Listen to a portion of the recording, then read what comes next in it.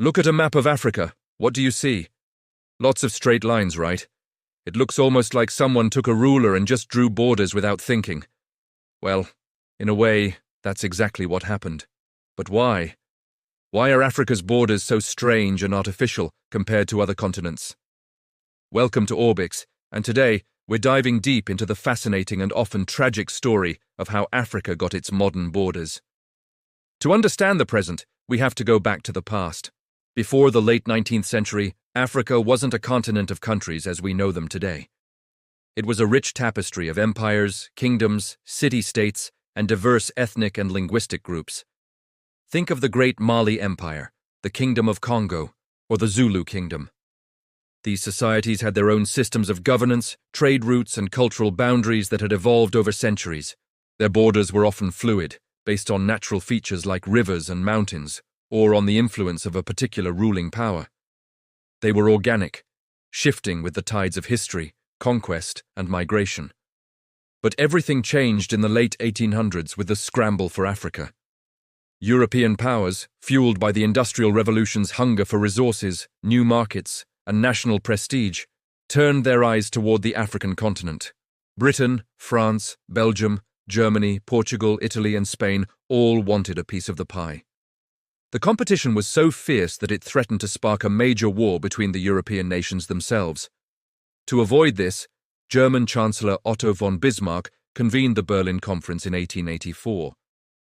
This is the pivotal moment in our story. Over 3 months, representatives from 14 European nations and the United States met in Berlin to set the rules for the colonization of Africa.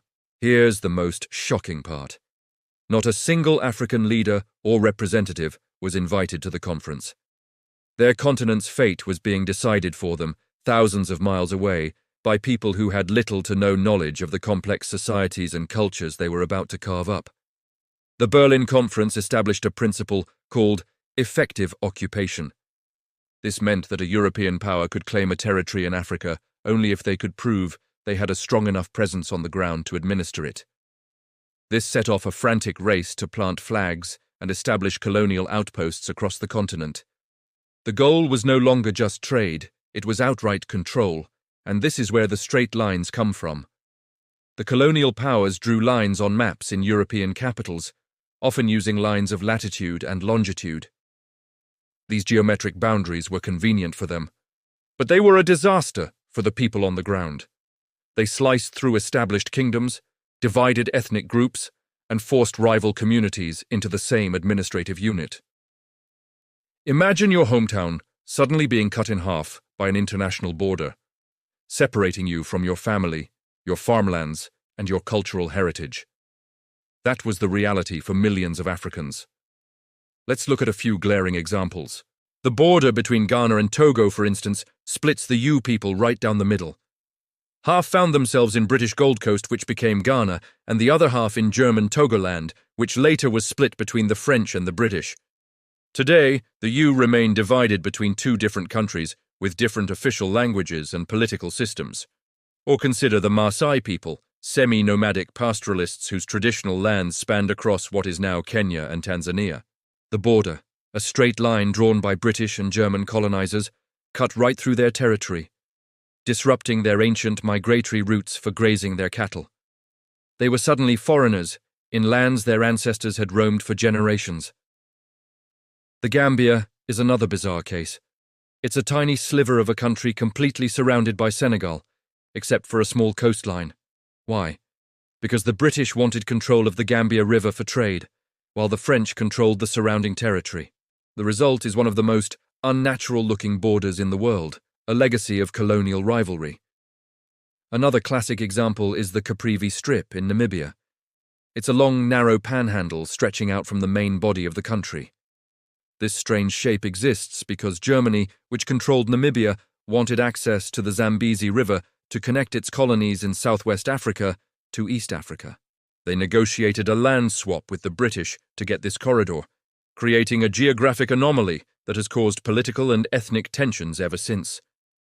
When African nations began gaining independence in the mid-20th century, they faced a difficult choice. Should they try to redraw these colonial borders, to better reflect pre-colonial ethnic and cultural realities. This seemed like a just solution, but it was also a recipe for chaos. Redrawing borders would have likely led to endless conflicts and wars across the continent, as hundreds of different groups vied for self-determination. So, in 1964, the newly formed Organization of African Unity, the predecessor to today's African Union, made a pragmatic and controversial decision. They adopted the principle of uti possidetis juris, a Latin term meaning as you possess under law. In simple terms, they agreed to accept the colonial borders as they were at the time of independence. The priority was to maintain stability and prevent the continent from descending into widespread conflict.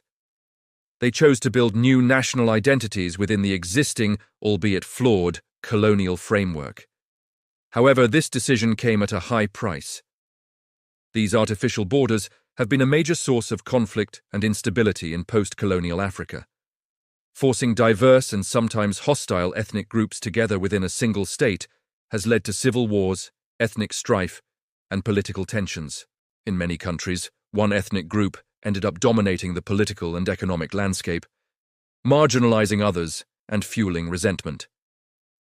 The Rwandan genocide, the civil wars in Sudan and Nigeria, many of these conflicts have their roots, at least in part, in the legacy of these arbitrarily drawn borders. Furthermore, these borders have hindered economic development. They cut across natural trade routes and split regions that were economically integrated. They've created landlocked countries with limited access to the sea, making trade more difficult and expensive. So, where does that leave Africa today? The continent is still grappling with the legacy of the Berlin Conference. While the borders are unlikely to change, African leaders and citizens are finding new ways to overcome them.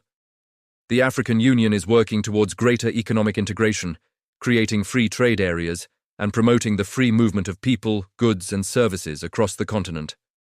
It's a vision of a more united Africa, where the lines on the map become less important than the connections between people. The story of Africa's borders is a powerful reminder of how decisions made in distant rooms can have profound and lasting consequences for millions of people. It's a story of colonial arrogance, but it's also a story of African resilience and the ongoing struggle to forge a new future on a continent defined by its incredible diversity. The straight lines may still be on the map, but the spirit of Africa has never been contained by them. Thanks for watching ORBIX.